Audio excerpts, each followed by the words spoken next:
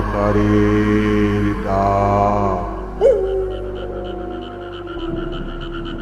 রাত তখন 11টা হবে।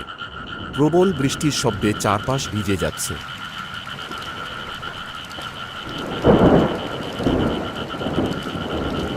শহরের ব্যস্ত জীবন থেকে দূরে ছোট্ট গ্রাম পাথরঘা। খুব কম লোকই এখানে বসবাস করে, কারণ গ্রামের মাঝখানে রয়েছে পুরানো রায়বাড়ি। এই রায়বাড়ির একটা ভয়ঙ্কর ইতিহাস আছে, তাই সচরাচর এই বাড়ির ধারে কাছে কেউ আসে না। বিজয় একজন ডিটেকটিভ গল্প লেখক, সবসময় রহস্যজনক ঘটনা খুঁজে বেড়ায়। একদিন তার কাছে একটি অজানা চিঠি আসে। আপনার লেখা গল্প পড়ে আমি মুগ্ধ। আমার বাড়িতে কিছু অদ্ভুত ঘটনা ঘটছে, যা আপনি ছাড়া আর কেউ সমাধান করতে পারবে না।